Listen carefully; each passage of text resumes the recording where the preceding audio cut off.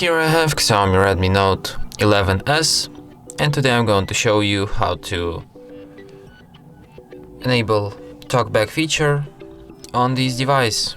So firstly you have to open settings, then go to the additional settings, then go to the accessibility, vision, and here you can enable Talkback.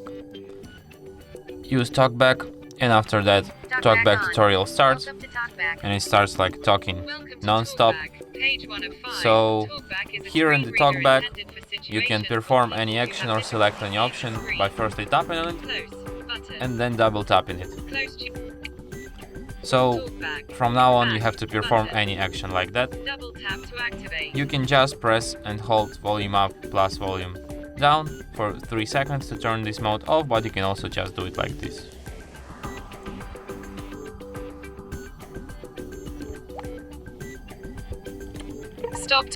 Stop. Talkback off.